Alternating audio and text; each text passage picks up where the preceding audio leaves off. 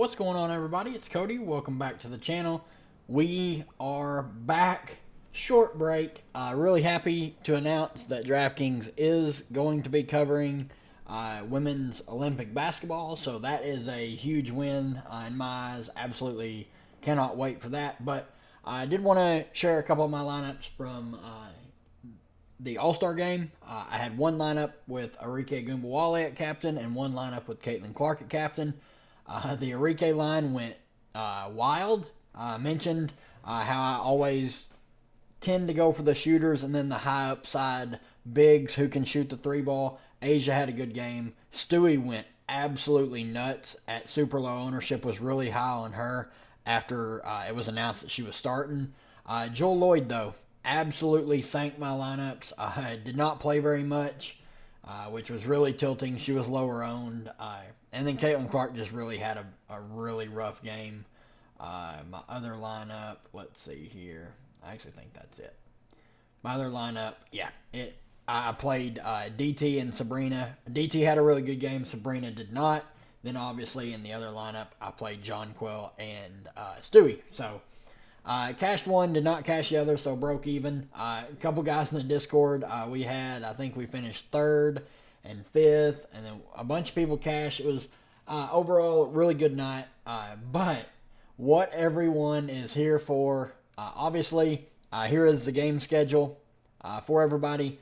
We got July 28th, 2 games, July 29th, 4 games, then a rest day, then 2, then 4, then a rest day, then 2, then 4, then 2 rest days. Then we have the actual tournament games. But 12 teams in total, 3 groups. Should be a lot of fun. Let's go over here to the rosters. I just wanted to get this video out. I know a lot of people really don't know a lot of these players. A lot of them play in the WNBL overseas, or they just play overseas ball in general. And not many people are going to know who many of them are. So let's start with this Australia team. This team is pretty good. It's probably my pick to finish second and get the silver medal. Got a lot of WNBA talent, a lot of just talent in general. Really, really excited to see Isabel Borlassi. I think that's how you say her name. Borlassi, however you say it. 2023 WNBL Breakout Player of the Year and 2024 WNBL First Team at 19 years old. Like, she was on the first team. Like, there, it's kind of like the WNBA First Team. Like, when they come out with the awards, WNBL First Team at 19 years old. Obviously, a super, super high ceiling on her. She was drafted in the second round this year by Atlanta. Obviously did not go to play for them. Will probably never touch the floor with Atlanta. But a lot of talent here on this team. Lauren Jackson, have to mention her. She's Aussie royalty. 43 years young. She's an absolute bucket. Back in the day, I mean, she 3-time WNBA MVP, multiple-time WNBA champion. Minutes won't be crazy for her. I mean, obviously, she's 43 years old, but she can still play. So I definitely don't want people just thinking she's there out of pity. Madigan, she's a solid vet. Tess, like, she's a solid vet guard. Not someone I'm ever going to be overly excited to play, but she will be in play. Tolo, Mariana is fine. There's a lot of bigs on this team, though. That's the thing with this team. Like, they got Beck Allen, who's WNBA player. Kayla George, former champion with the Aces last year. She's a former WNBA player. They have Ezzy, who's going to garner a ton of usage. Like, Ezzy will dominate this team. This is where she shines. Jade Melbourne, WNBA player. Alana Smith, another one that should shine here. Stephanie Talbot looks good. Christy Wallace hasn't been great, but she'll see some minutes here. Sammy Whitcomb.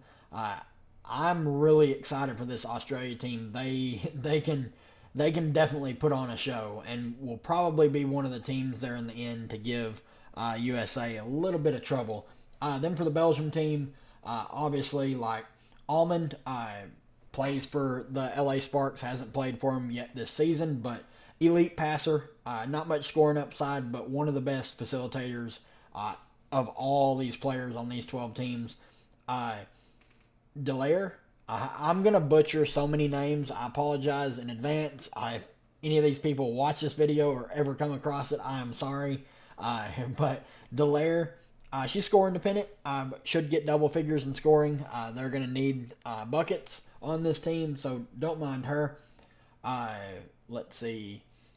Linskins is good fantasy point per minute. If she gets the run, that's my only worry with her. And then we have to talk about Emma Miesemann. I mean, she was a stud in the WNBA. Stayed overseas these past couple years to grow the WNBL. Defending champ and MVP there. She will be an absolute elite play every slate that she is on.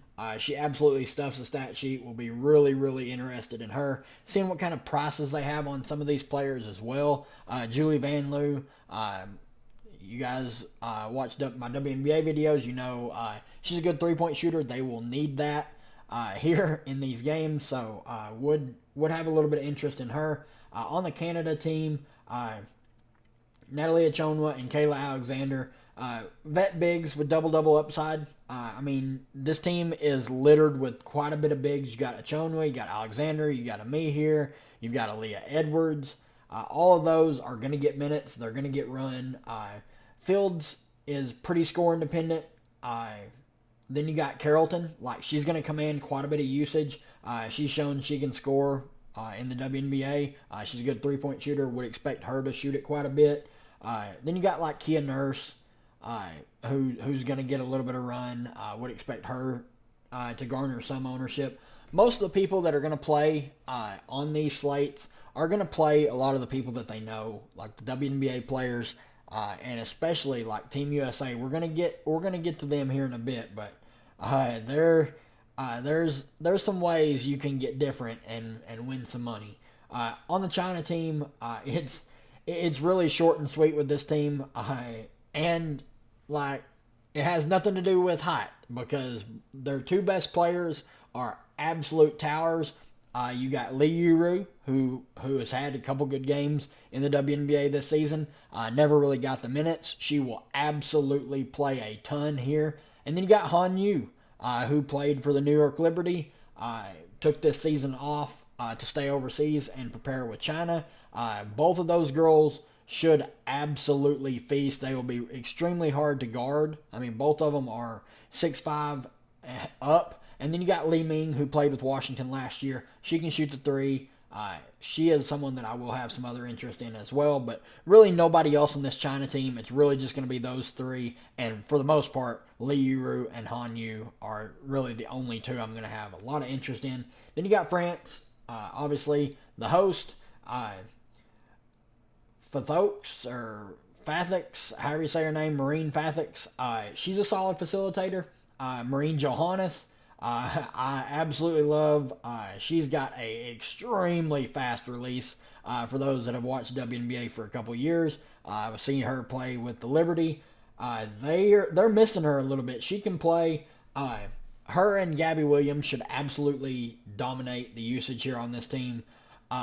Let's see. Lakin is young, but she's a scorer. Keep an eye out on her. Rupert is fine as a big play if you're needing a big.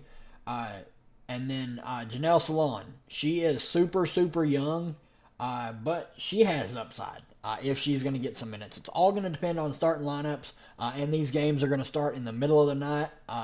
But you definitely need to be in the Discord because I'm going to be up. I always play pretty big money on these Olympic slates just because there's always such an edge. People just play who they know. So definitely hop in the Discord. Link will be in the description below. I will be posting starting lineups when we get them. And I'll be answering as many questions and as well as I can. Then this Germany team. Oh man, this team, it's going to be run through Leonie Fiebich and the Sabali sisters. Satu is back. She's going to play here for Germany. She has not played for Dallas yet this season. And then Niara Sabali, baby Sabali. She's been exceptional. When you give her the usage, she can absolutely smash. They're going to handle just pretty much all the usage for this team. Uh, let's see here. Uh, Gaia Solder, however you say her name. She's a fine big, not a great fantasy point per minute player, but fine. Then you got Gulich. She's okay. Peterson's a decent scorer wherever she's at, Alexis Peterson. And then you got Polaros. Sarah Polaros is young, but has some upside, especially if they're not looking good, maybe getting blown out or something. She may get a little bit of run. On the Japan team, I am extremely excited to watch Yamamoto play. I cannot begin to tell you guys how excited I am to watch her play. She was the MVP of the FIBA qualifiers. She has just a relentless motor. She's an extremely quick and shifty guard. Not afraid to drive or pull up in the mid-range. Really excited to see her and just see how far she continues to elevate her game. Just in the short time that I haven't watched her play, I'm excited to see how much better she's gotten. Not a lot to love on this team besides Yamamoto. A lot of GPP plays, some shooters. You got, let's see, a Koho. She can grab some boards as well as score some here and there. You got Hayashi and both Mawilis can score. They're pretty score independent though. Vet presence with Rui Machida and who's the other one? And Takada. Maki Takada. Both of them are vet presence. Not sure how much run they're going to get, but both of them are good facilitators. If they get decent run, they can have decent fantasy games. Then Mizuyaki, where is she at? Sayori Mizuyaki. She's a good facilitator and can shoot at times if they're not going to play Machida and Takada very much. So we need to keep an eye on these exhibition games. They're starting to play them right now. I know Australia was just about to play. I know Puerto Rico and Canada just played. Obviously, the score doesn't really matter because they're exhibitions, but the minutes on players does matter, and who they start does matter. So definitely keep an eye out on that. Obviously, we'll have updates in the Discord as well. Then this Nigeria team is rough. Actually, no, it wasn't Puerto Rico. I don't know who played. Whatever. A couple teams just played. I know Gustafson played. So, so the Gustafson just played. So there is that. Let's see. I'm trying to remember. She's playing for Spain. I think it was Spain that played Canada, and then Puerto Rico played Nigeria, maybe? I think that was it. Anyway, on this Nigeria team, they are bad. This team is really bad. Kalu is, where's she at? Where's Kalu? Azine Kalu is a solid scorer. Should take 10 plus shots a game. Then Musa, I don't know how you say her first name, but she's okay depending on her price. I might have some interest. And then Amy Okonkwo is by far their best player on the team. She's a stat sheet stuffer. Will by far have the highest usage on this team. If she doesn't, they're probably just getting their doors blown off, and games won't even be close. Puerto Rico's team, not much better than Nigeria. Aurelia Gurientes, I don't know how you say her name. Sorry if I'm butchering all these, but it is what it is. And I haven't even got to Serbia yet. But she is an absolute bucket. She's going to take a ton of shots. Her usage is going to be wild. She could put up 20-plus points in every game. Would not shock me at all. Incredibly high usage on a terrible team. And she's going to stuff the stat sheet, so definitely we'll have some interest in her every slate that she's on. And then, apart from that, it's really just Maya Hollingshead is the only one on this team that I really have any other interest in. She's got double-double upside. They're going to need her scoring, and they're going to need her defense out there. So, all right, Serbia. Good Lord. The team's pretty young outside of a couple vets. Anderson's older, but she can score. Nojic can get the peripherals and score a bit, but worried about her minutes a little bit. Dugulic is fine if she's cheap. This team is really just going to depend on the starters for the most part. Krashenik, I'm going to say Tina Krashenik.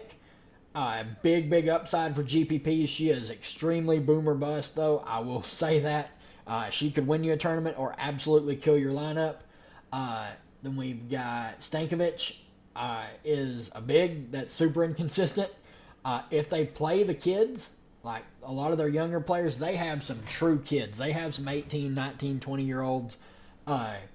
You'll want some of, Borisic, Jovana Boricic, and then Marijovic, Matic, and Ana Milanovic. Those are all their young girls. Matic and Milanovic can stuff the stat sheet. They can do a lot of everything. So those would be my favorite two of the young girls. If they're going to get quite a bit of run, obviously need to see how these exhibition games go. Then for Spain, not a lot to like here. Arajau, solid stat line. Like she's going to put out a decent stat line pretty much every game. She's going to get decent amount of points, low teens, and then she's going to get you some peripheral stats. Casas, a solid stat sheet stuffer as well. Then, like, Laura Gill is a fine big. Offense is pretty much going to be run through Megan Gustafson. She's going to play quite a bit of minutes, going to get quite a bit of usage, so would have some interest in her. Then on Team USA, I want to start by saying you don't feel like you have to play a lot of players from Team USA.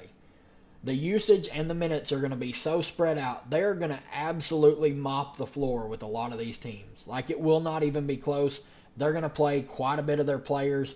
But with that being said, I would expect Asia and Stewie to lead in usage and see the most consistent run of all the players. They're the two best players on this team, with Napisa Collier pretty close behind. But I do think Stewie is healthy, where I don't think Fee is fully healthy, and I think they're going to keep her pretty limited. So unless she's going to play like 15 to 20 minutes off the bench, I'm probably not going to have a lot of interest in Fee.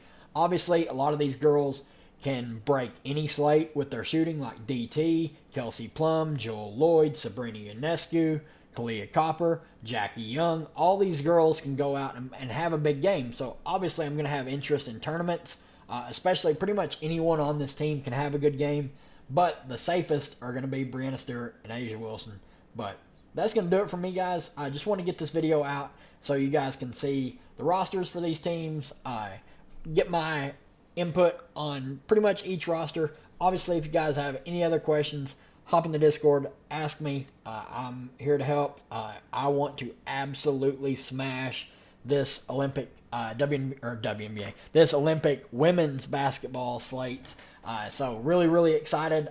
Cannot wait to see pricing, and I will have breakdowns for every slate that they do. Let's crush this thing. But that's going to do it for me, guys. If you enjoy this content, I don't know of anyone else that is going to cover women's Olympic basketball. So if you enjoy the content and want to see more of it, leave a like, hit the subscribe button. Still on the road to 500 subscribers. Let's get there during this Olympic break.